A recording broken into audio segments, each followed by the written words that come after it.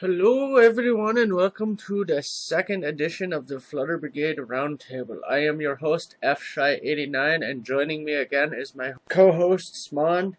Hi, everyone. How are you all tonight? And my other co-host, Ed. Hey, everybody. Great to be back for another edition of the podcast. Alright.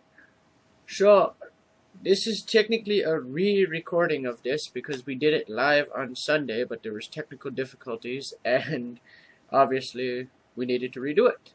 So, our topic once again is going to be Equestria girls. And before we get into that, though, I want to talk about the latest episode, which is It Isn't Easy Being Breezy. What did you guys think of that episode? Ed, you can go first. Well, I was a little bit, I have to admit, I was a little bit unsure about what to think of it going in because I knew that the Breezies were a product of Gen 3 of My Little Pony, and I've never watched any of the previous generations before Friendship is Magic. I know you have Flutters, and I know that you are to a certain degree a fan of that, more or less, so you were probably more familiar with the concept of Breezies than I ever was. But the fact that it was a G3 product, kind of made me uncomfortable. I was hoping, I was a little afraid, I guess, that it might cause it to be a not-so-good episode for, those kinds of reasons. After actually having watched It Ain't Easy Being Breezies, I found that I liked it a lot more than I thought I would. I mean, it turned out to be, of course, Fluttershy's key episode, which I knew going in pretty much. I like the design of the Breezies. I mean, they were adorable. They were, the designs fit the G4 design overall. They matched, and I like the little personality that they added to them by giving those kind of like, I don't know, Scandinavian accents, if you want to call it that, and the kind of like cute little gibberish that they had, and then the fact that you don't understand what they're saying until you see the scene from Fluttershy's point of view, and then you can understand what they're saying more or less, at least from the one character, Seabreeze. I really like Seabreeze's character. I think he added a little bit of charm and humor to what would have otherwise been kind of forgettable characters, the Breezies in general. And I really like the theme of the episode was that they were testing Fluttershy's kindness. It's like an important lesson to learn, a very adult one, I think, as well. And that there is a limit to how kind you can be, and if you're too kind to the point of you don't let someone you love or somebody you care about go, it'll hurt them more than help them. And that was basically the overall theme of It Ain't Easy Being Breezy. So Fluttershy had to learn the limits of her kindness and try to realize when she had to put her hoof down and say, you know what, I've done all I can for you. You guys got to go back and get home before the portal closes. And in the end, I felt the first half of it was a little bit slow in the pacing, and there was one or two parts where I would have liked it to have gone on a little bit faster. But I think the second half of the episode really redeemed it. And then the highlights for me at the end, the surprise where the main six, thanks to Twilight's new spell, temporarily became Breezies. That was a nice, fun scene. And then when you actually got to see the Breezies' homeworld for a brief period of time, and the heartwarming scene at the end where Seabreeze was revealed to have been, had a family and a father, and he came back to meet his wife and his child, their baby, after being gone for who knows how long. And if it weren't for the main six, they would have never made it home safely. So overall, I think the second half of the episode really made it work for me, which is where I ultimately gave it my final score of 8.5 out of 10. So yeah, I mean I liked the episode a lot more than I thought I would, and it was a good Fluttershy episode, I would say. Yeah, I would have to agree with like pretty much what you said. I mean, it was a really good episode, and well, my rating for it is like 8.5, which I'll explain in like a minute. How about you, Mon? What was your thoughts? Well, Ed pretty much took the words out of my mouth, almost literally. Basically, I thought that the episode overall was pretty good. I mean, going in, like Ed said, I had my doubts because of the Breezies, and I knew that was a Gen 3 thing. I mean, I've watched Gen 3 episodes at least a few times before. Sometimes not willingly, sometimes willingly, I'll admit. But I guess, like, the thing that I liked about the episode was that, yeah, the lesson, like Ed said, was much more mature than some of the other lessons that we've had, and it didn't feel like so much of like a rehash, like, because even though I don't completely think that like Fluttershy's previous episode, Philly Vanilli, was a rehash, I thought that it somewhat felt like it was just a repeat episode of like something that we've seen before. But with this one, it's something comparable to Rarity Takes Manhattan, because they both pretty much function on the same wavelength in terms of like what the lesson is supposed to teach, and they both like basically teach, yeah, you can have a certain amount of your element, which, you know, in Rarity's case is generosity, and Fluttershy's case is kindness, but you know, you can't, like, there's certain stipulations that you got to learn about those, you know, those traits that, you know, in terms of like in Rarity's case, it was that, you know, although people will take advantage of your generosity, don't completely close yourself off to being generous. And with Fluttershy, as Ed said, you know, you shouldn't be completely, you know, you shouldn't be overly kind to people, lest they, you know, take advantage of that kindness and not take you know, any opportunities to grow. And but as far as the Breezies go, I would say that I liked their design. Like Ed said, they kind of looked like the G3 Breezies in some ways, but you know, they looked a little bit sleeker, and that kind of fits the G4 aesthetic. Like Ed said though before, I thought the pacing was off in some parts, and I think like during some parts of the episode they could have, you know, sped it up a little bit, you know, hurried things along. But overall that didn't really like harm my rating too much, and I gave it the same score as Ed and you. So I gave it an 8.5 out of 10. Wow, it's a shocker. Like, we're all on the same page rating-wise. As for me, well, I don't really have much left to say because both of you guys kind of said everything already. That's the joys of me being the host and getting to go last. You guys steal all my lines, you bastards. But,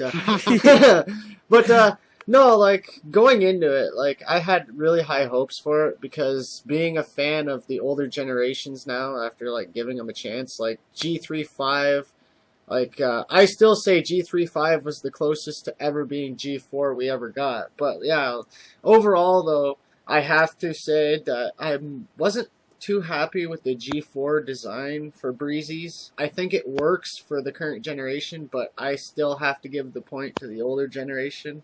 I just think that the older Breezies, to me, they look better. I mean, the new ones they're cute, but kind of cute in a creepy way. I don't know, like, looking at them just gives me some off vibrations. It's just, ugh.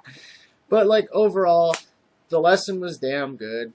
The writing, whoever wrote that episode did a damn good job. And, like, it was just great. So, it's easily an 8.5. Anyways, enough about the latest episode. Let's get into our main topic for this podcast, and probably our most controversial topic of this season of this podcast, perhaps. But that is Equestria Girls. Oh my god. Oh my god. Alright, guys, so the first question I have to ask you is, what was your reaction when you first heard about Equestria Girls being a thing?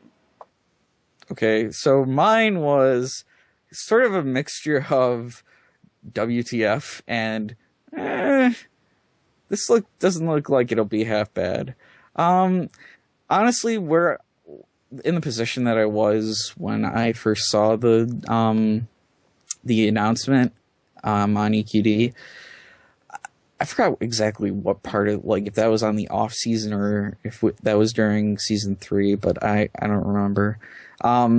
Anyway, I just thought, like, the original designs just made me think, oh god, this could be really terrible, because they had, like, the key marks on their face and stuff, and I'm like, what the hell? This does not look good. And, but honestly, I think as far as, like, first reactions go as things progressed, like, I kind of had better feelings after seeing the first preview, because then we knew, like, oh, they weren't going to have the weird gaudy design that they had in the first initial picture that they had.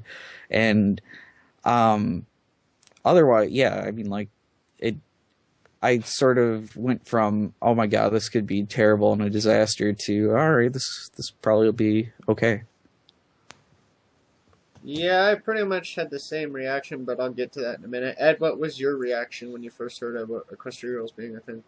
Oh, well, I remember, I think I found out around the same time that you guys did, but it might have been through EQD or maybe a link on Skype or whatever. But my first reaction was, this has got to be some really good fan art of like the main six humanized, or it's some kind of massive troll or joke, because I'd seen so much humanized MLP art at that point, by that point in time, that I just didn't really give it too much thought. And then everybody was like, there were rumors were circling around, whoa, it's going to be a new show, or it might be a movie. You know, and then a few months later we found out it's the truth. It's going to be a movie. It's going to come out in theaters. And I have to admit, I wasn't exactly thrilled with the idea of them being humanized. I've never really been a fan of the main six or any ponies humanized.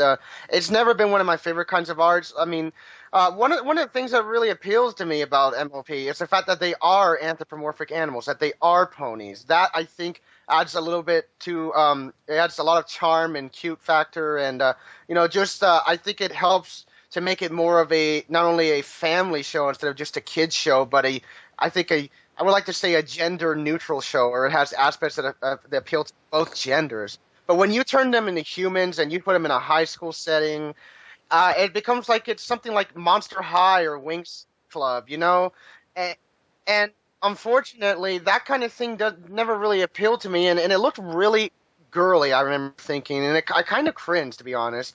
And when they say we're going to theaters, I already knew then I was not going to go to the theater in public to see something like that in case it turned out to be something completely different from the show that I knew and loved. But so in that case, I ended up watching it online, and after I watched it online, it was actually better than I expected. I enjoyed the movie. It was good. It wasn't perfect or amazing or a masterpiece, but it did its job, and it was better than I expected. You know, and I ended up liking it. But I would still very much rather prefer to see a pony movie in theaters. That's something I think all of us can agree on. We'd really want to see and need to see, especially in light of the second movie being announced for Equestria Girls later this year. I have no problem with the Equestria Girls formula now that I've actually seen it and it's been long enough and I've had time to process my thoughts and stuff.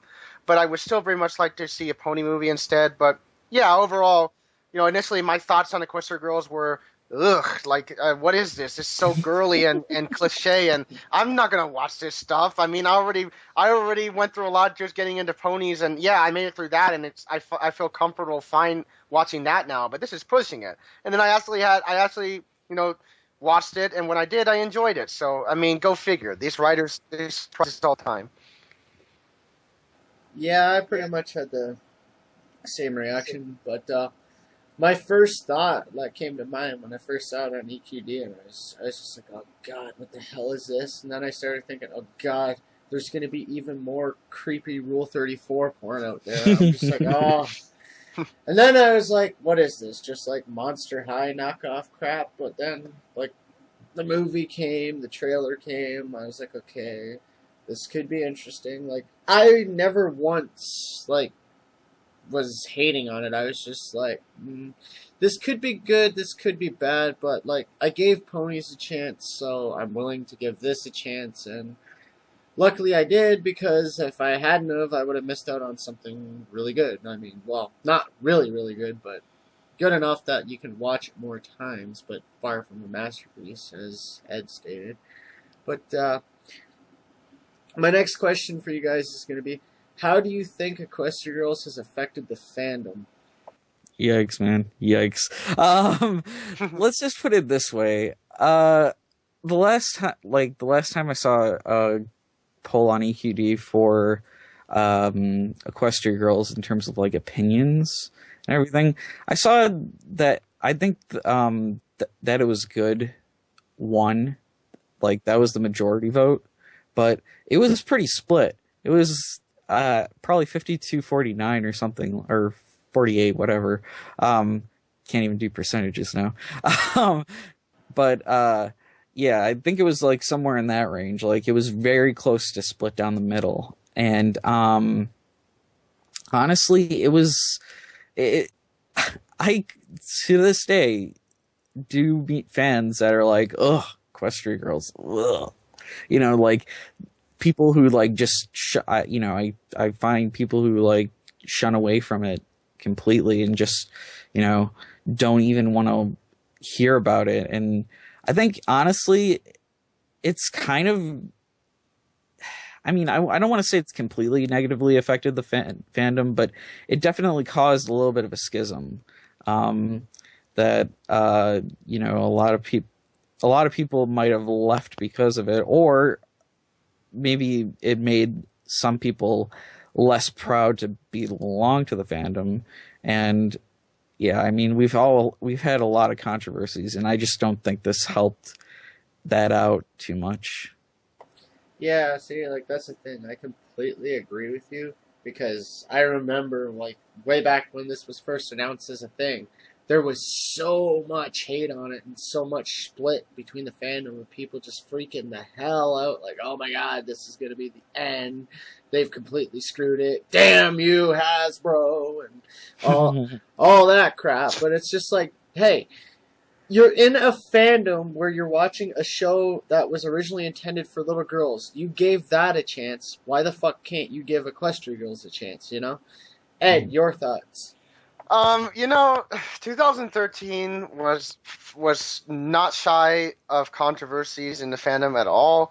I mean, when Equestria Girls was first announced, it was not long after the whole Twi'lek drama. Well, that was bad enough that we held the drama about that, and then this thing comes along and the fandom, as if it hadn't exploded already, it just, I mean, well, like Spike said, like apparently the answer to if you can explode twice, yes, you can, at least figuratively speaking, when it comes to a fandom and reacting to stuff like this. I mean, I mean, I would say that now after all this time, it's been, I believe, I mean, it's been like, what, 9 months already? Since that movie came out, won't belong to us a year.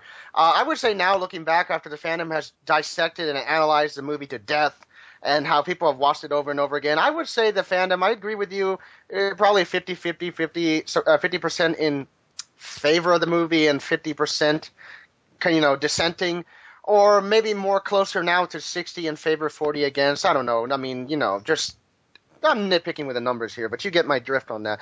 But I mean, overall, whether it left a positive or a negative aspect on the show, I would say it's been a mixed bag. I agree with you guys on that, but I don't think it was anything overly negative, and it certainly didn't destroy the fandom by any means.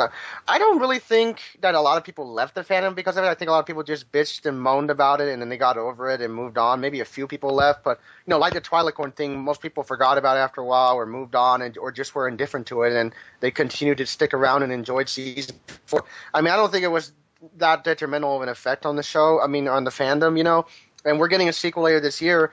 And the funny thing is, before I'd be remiss if I didn't mention this, the whole reason that we got this movie is because Hasbro saw all the humanized art of the ponies, and they were like, well, maybe this is what the fandom wants, and it would be great for our target demographic too. Let's do this movie, and instead of making a whole show, let's just make a movie, and which is pretty much why the season 3 was so short. They cut it in half to take time to produce this movie in the same year, and as a matter of fact, I remember when I was at the MLP comic panel at BronyCon, and they were bringing up Equestria Girls, and I don't know, it was like Andy Cook or Katie Price or maybe both of them. They were like telling the crowd, it's like, you guys, this is the reason Equestria Girls happened is because you guys, Hasbro was listening to you guys, and they thought this is what you wanted, so they gave you what you guys wanted, So I mean, if you're complaining about it now, well, I mean, your fellow bronies asked for it more or less, or at least they gave the impression of it. So in a sense, that's a very true point, and I agree that's pretty much why the movie was made. So, I mean, I think it had a mixed influence on, impact on the fandom, but, we're still here, and second movie's on the way later this year, and I'm sure there'll be a similar complaint, probably not to the same degree, about people not wanting it to happen, but in the end of the day, it'll happen, people will watch it, and we'll move on, and we'll still be here afterwards, so. Mm-hmm. Yeah, I can pretty much agree with that. But you actually did bring up an interesting point about Hasbro saw all the humanized artwork and whatnot and assumed that that's what we wanted. But I have another theory that goes beyond that. I think Hasbro had their own motives because Monster High is produced and done by Mattel. And as you guys know, Mattel is Hasbro's biggest competitor. And I think Hasbro saw that, hey, this Monster High stuff is really going somewhere. So we've got to do something that we can compete with them. Thus, Equestria Girls. I mean, just look at the toys, but we'll get to that in a second. My next question for you guys is, what do you think about the animation? Is it better or worse or on par with Ponies? I think Ed knows the answer. Well, he probably can answer for all of us. Yeah, I mean, I would say the animation was really nice, as we would expect from the team at DHX at this point. I would say the animation in Equestria Girls was on par with season 3. Not as good as season 4 because they obviously they improved on that, and they always do through every season. But it was still pretty good. I felt that the animation for the humans, in their world, was surprisingly fluid and dynamic and felt natural. I mean, Flutters would know this more than I do, but as far as I know, they haven't worked too much on humanized, or human animations at DHX. But again, don't quote me on that. They probably have, and I just don't know. From what I saw, I thought they did well with the animation of the humanized characters. The two parts of the movie which really stand out animation-wise. Number one, the most popular song and by far the best song in the movie, Helping Twilight Win the Crown, or as it's officially called, Equestria Girls, which is pretty redundant, But, the fandom calls it Helping Twilight Win the Crown, and as far as I'm concerned, that's the official title. But that whole scene with that song, and they're in the cafeteria, and they're trying to get everybody pumped up. It's like, vote for Twilight. Don't vote for Sunset Shimmer. Vote for Twilight. She's going to fix all the problems in the school, help everybody get along, and we're going to have a great time, right? And you got the really catchy musical number, and they're all dancing around, moving about, and it's a really infectious song in that whole scene, And then the second highlight animation-wise in the movie was towards the end, 2 parts actually. When Sunset Shimmer got Twilight's crown and somehow absorbed evil magic from her, I don't know how that works. She became this demonic thing, that whole transformation, which was pretty badass for a movie like that. I didn't see that coming. I think it surprised everybody in the theaters, and anybody who watched the movie. I know I was surprised, and it was pretty cool. Like, I liked the design of her, like, her demon form or whatever. I thought it was pretty cool and, pretty risque for a movie with that kind of tone, but I like how they pushed the boundaries there a little bit. And also the awesome tribute to magical girl transformations of anime, where they did their own version of it with the main 6, where they transformed and they got the tails and the wings. That was a really beautiful scene animation-wise, and it was visually stunning, and it's something that's easily very memorable from the movie. So I would say those 3 scenes right there are the highlights of the movie animation-wise. So yeah, definitely on par and slightly above the season 3 quality stuff that we saw prior to that. Yeah, I can agree with that. I mean, for the most part, like, I'd have to say that, yeah, the animation was definitely on par with season 3 and below that anyway. But it's interesting that you talked about the Sunset Shimmer turning into a demon thing, because I heard a couple of rumors, though, because at various theaters, that little girls actually got so scared that parents complained about it. But I really don't know if that's true or not, but I wouldn't be a bit surprised, because that was pretty goddamn dark for what's essentially supposed to be a show for little girls, Mm-hmm. Mon, what are your thoughts? Pretty much the same as what Ed said. I thought that the animation for the movie overall was pretty much on par with season 3. I mean, I thought that maybe at times, like, some of the animations looked a little bit redundant, when there were more background humans. I was about to say background ponies, but when those humans in the background were sort of like, moving around and stuff, it kind of looked a little bit redundant. There was no sort of like variance. But then again, we see a lot of reused animation in the show when ponies are involved, so it's not really all to that, or it's not all that surprising, I should say. But I do think that the scenes that Ed highlighted were pretty much the ones that stuck out to me. The cafeteria scene where I know that Ed must have enjoyed that Flash Sentry guitar solo. Yeah, probably. I know, right? But Yeah, there was that. Then the sunset shimmer transformation near the end, and then the like Ed said, the transformation of the main six into the sort of like anthro, um, whatever.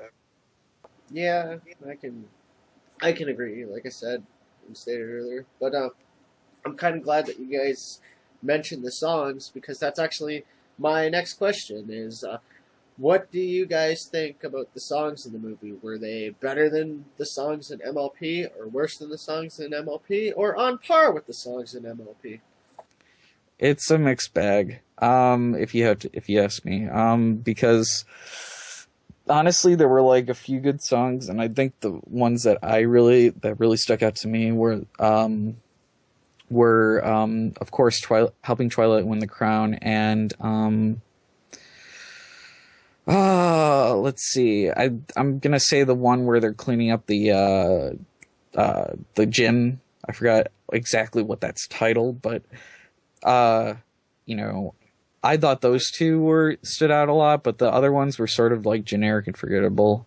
I mean, like some of them use the most mundane sounding lyrics, like "This is our big night," da da da da da da da da da, and it's Yeah. like it just repeats, and it's like, really, guys, really? It's like, Daniel Ingram, I love you, man, but come on. Well, I don't think he wrote the actual lyrics, but I mean, as far even melodically and like in terms of music, like I should say compositionally, it was a little bit bland in parts too. But at the same time, I think I'd give him a pass because it was a movie that was supposed to really just sell toys. So, I mean, I give some of that stuff a pass, but like I said, I think overall it was on par, but there were highlights that were really good in sort of like season 4 quality songs that we've seen so far, and some of them were just kind of generic, and you might be able to forget about them like if you just after watching the movie. Yeah, I mean, I pretty much have to agree. Uh, it's on par, but they could have done better, and hopefully they do that with the second movie, but we'll get to that in a second. Ed, what are your thoughts? Honestly, most of those songs in that movie were, I'm sorry to say, forgettable. I mean, they were. I felt the weakest part of the movie, actually. Well, one of the two weakest points. I'll discuss the other one later. But yeah, the music in this movie was disappointing for the most part. I expected more from Daniel Ingram and them, and I don't know. I mean, it just felt. The only two songs, there are two songs that are really good in this movie that I absolutely love, and one of them is the one that everybody loves, "Helping Twilight Win the Crown." That song, choreography, the whole aspect of that, the whole scene, the song is just so damn catchy, and I absolutely love that song. And I would put that song on par with anything you would hear in season 3 or season 4. It's that good. And the other song that I liked, but not as much, but I still liked, even though it was short, and it would have been better if it was a little bit longer.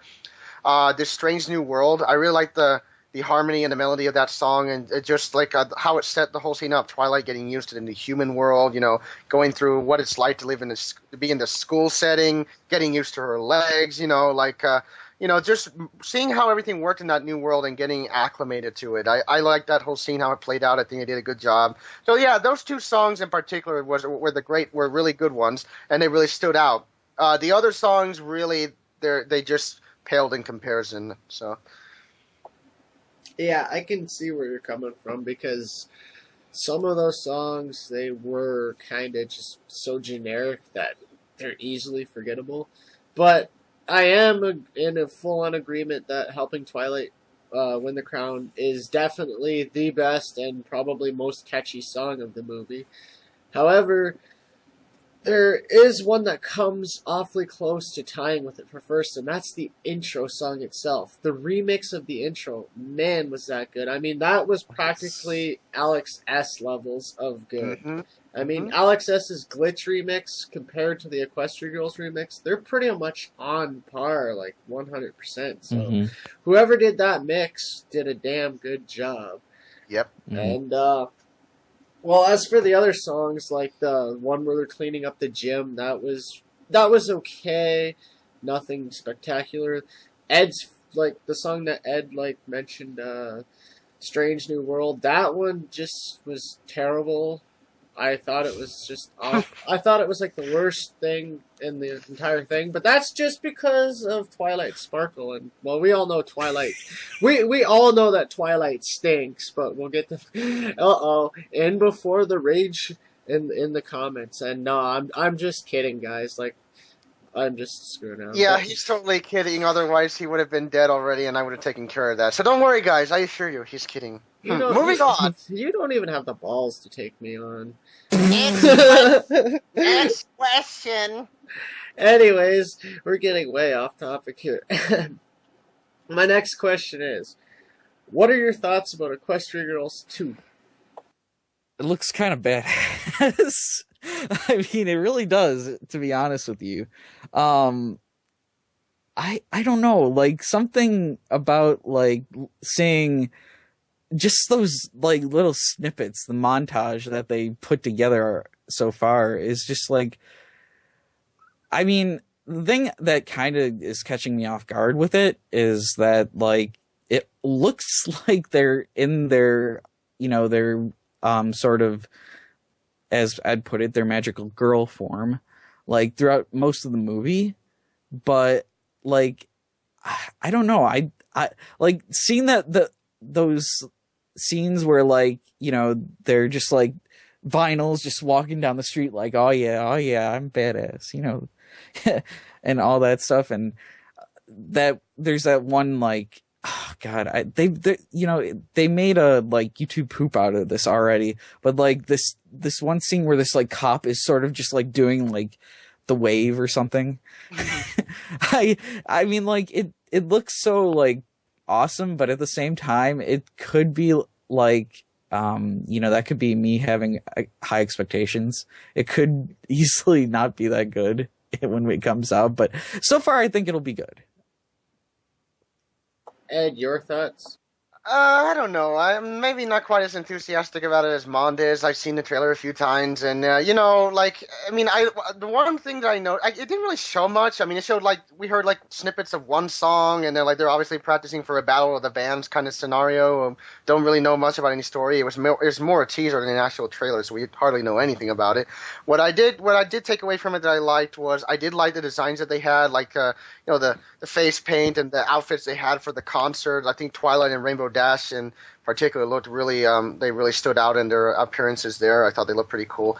I mean, like this movie is supposed to have like at least, I don't know if I remember the exact number. I think he said Daniel Ingram said it's gonna be like 12 or more songs, so there's gonna be a lot more songs in the first movie. So it's gonna be very much like a 19? Wow. 19 songs in an hour and a half. It's just going to be like Magical Mystery Cure and Pinkie Pie, but in a movie, but in like a band, like a rock band kind of setting in a way. So if you can imagine something like that. I mean, don't get me wrong. I love musicals in the show, but 19 songs in an hour and a half. I mean, Daniel, I get you love to make music, but whoa, man, settle down. It's like, take it easy. We know you're addicted. Yeah, I know, right? I don't know what else I could say about it. Like, we didn't see much. I mean, like I said, I would have much rather preferred to hear the news that we're getting a pony movie in theaters instead of Equestria Girls 2. But hey, that's what we're getting. I'm not going to really complain about it. I'm not going to go and watch it in theaters if it comes out again because if it's anything like last time, the closest theater is going to be like 20 miles away from my house, and I'm not driving 20 miles or going 20 miles to see any. I don't go to the theaters for anything anymore. To be frank about it, I'll just watch it online and I'll give my thoughts about it then. But I'm going to withhold any judgment or reservation until I actually see the movie because, like I said, these writers have surprised us many times before, even with concepts we thought were going to be kind of meh or whatever, and they've always either hit it out of the park or done at least a good job, so I mean we'll see what happens. So yeah. As for me, I'm pretty much on the same level as Mond. I'm really hyped to see it. In fact, I'm absolutely looking forward to it. From the little bit that we did see in that teaser trailer, whatever you want to call it, I mean, it really looks like it's going to be a step up.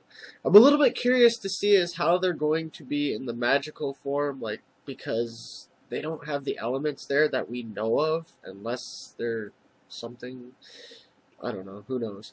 We'll figure it out like when the time comes, and I guess like all of our questions and all of our theories will eventually be answered this. What is it? This fall, I believe it comes out. Hmm. Yeah, So, fall.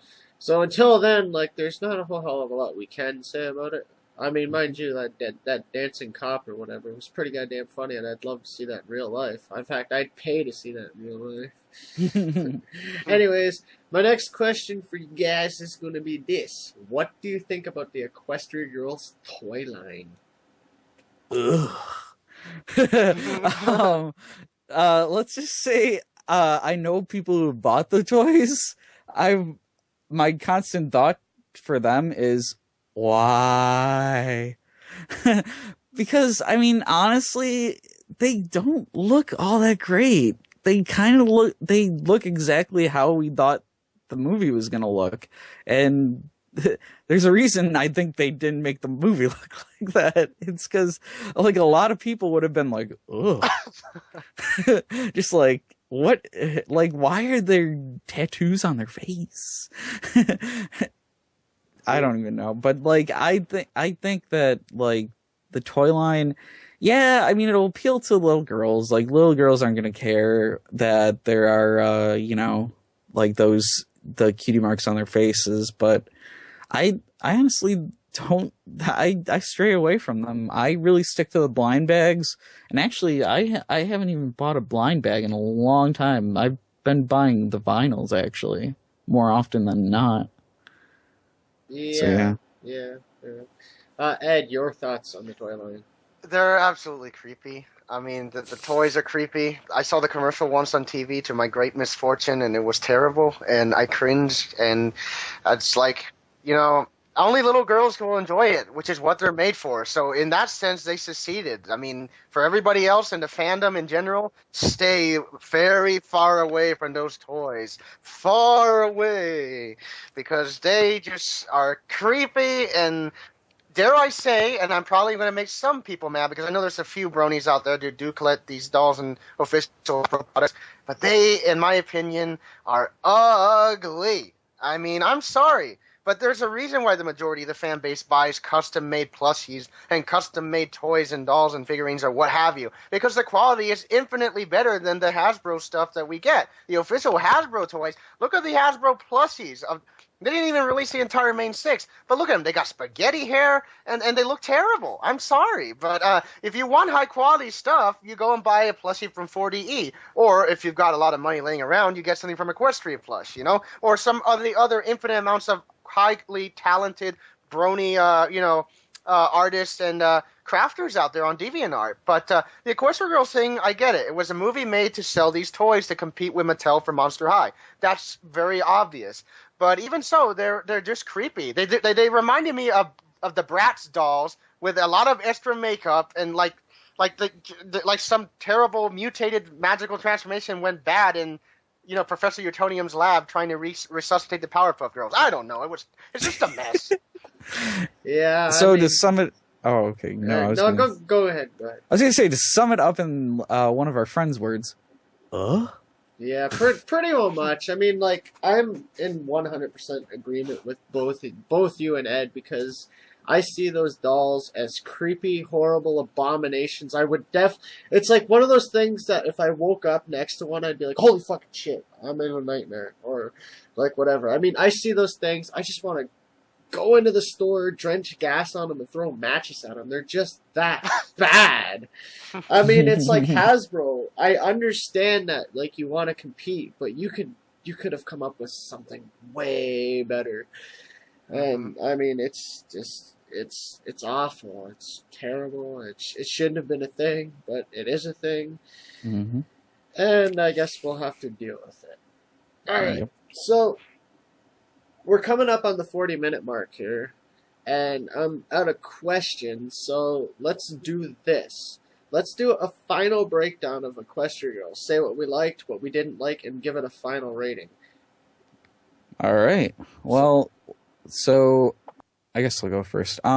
What I liked about the movie was that it really didn't take itself too seriously. Like that's a fault that you can see in a lot of different types of media, including dramatic series, dramas on TV, all that different stuff. I mean, it was lighthearted, and it didn't really, it didn't really say like, oh, you must listen to the moral here. We're going to drill it into your head. No, it was more like, oh, we're going to, have fun with this, and, not have it, be too moralistic or didactic. And, other than that, I liked the song. I mean, as much as I thought some of the songs were forgettable, I did like the songs. I liked the animation.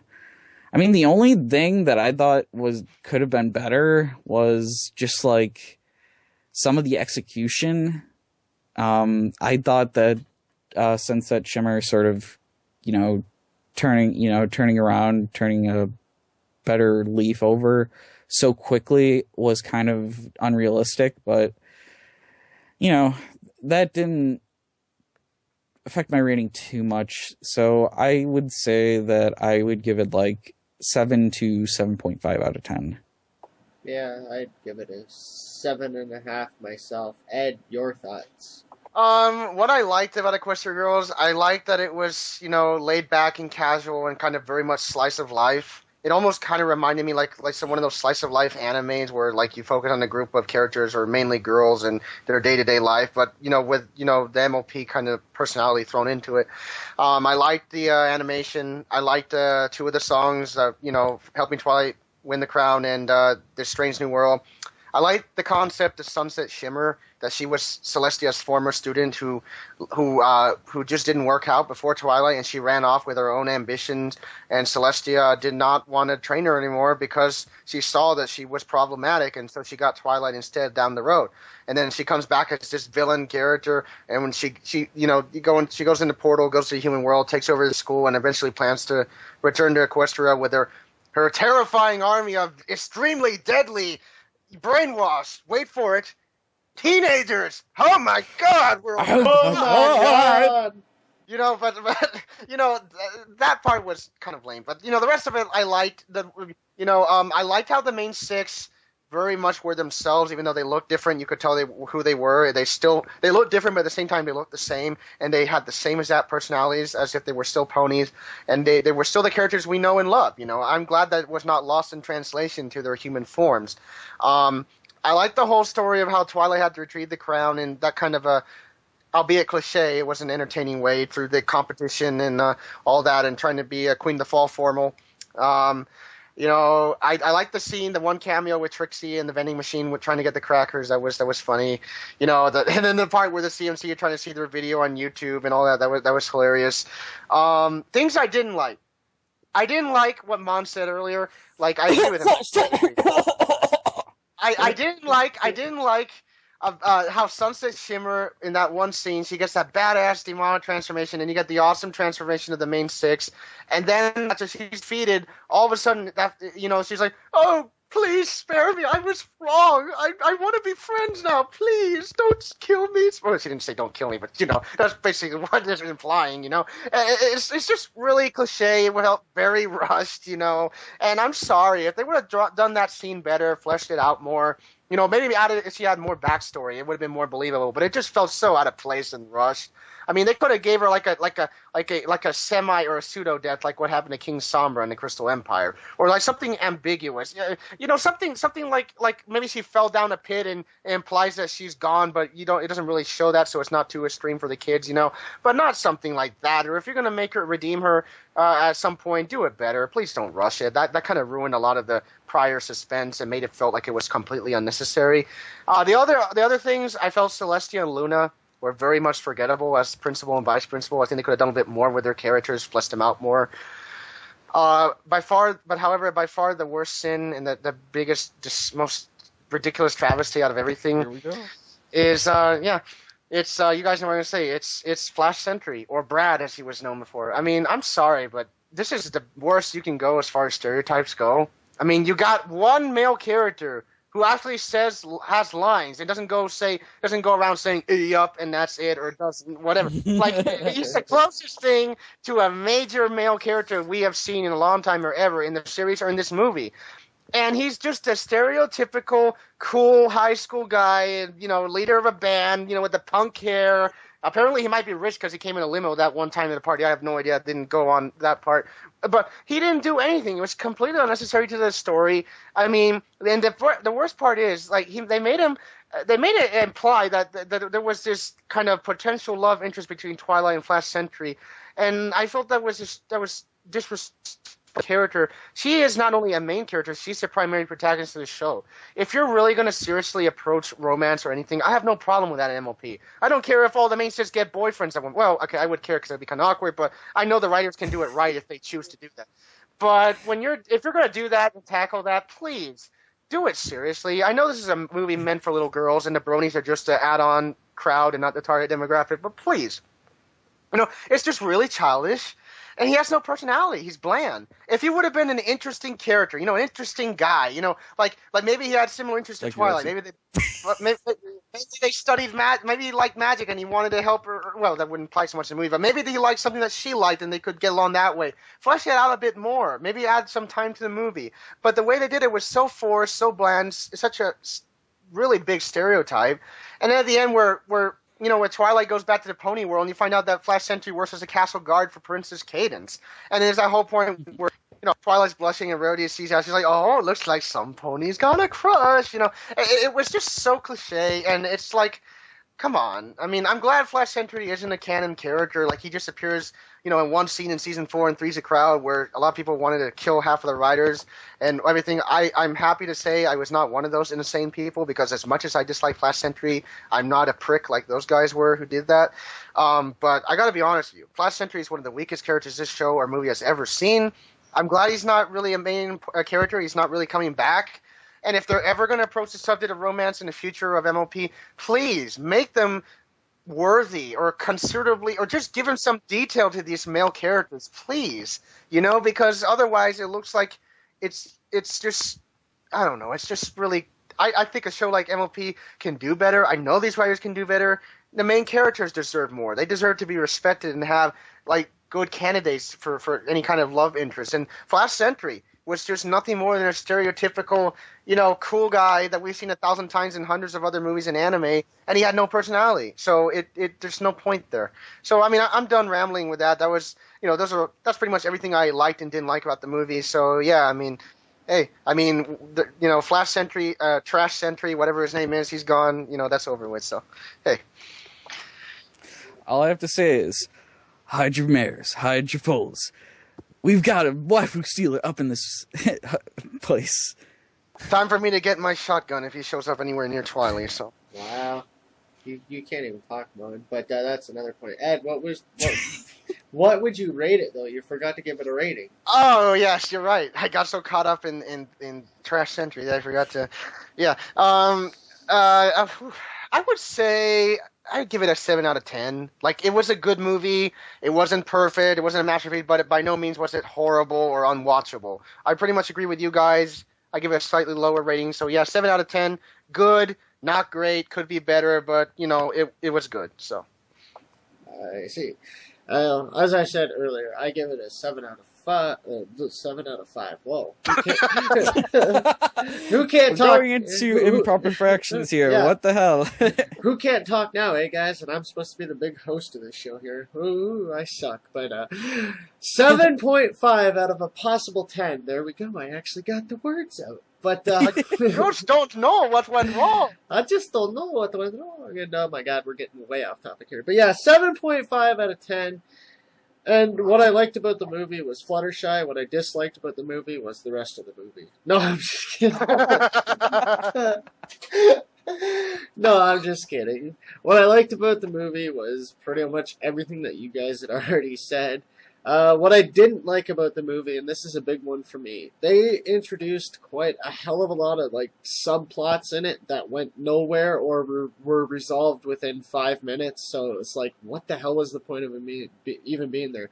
Perfect example is what's her face? Sunset Shimmer. That's the name I was looking for. Sunset Shimmer had her minions, Snips and Stales, destroy the gym, and they accused Twilight of doing it. So, problem, the gym has been trashed, they can't have the dance. Solution, it was fixed in a song, and then the dance was back on. That happened in like a 5-minute period. There was no need for that, but, you know.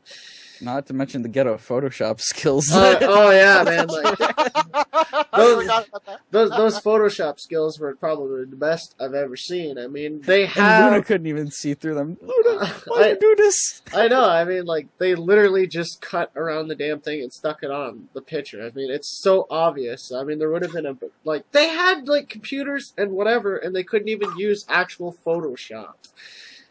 But that's besides the point.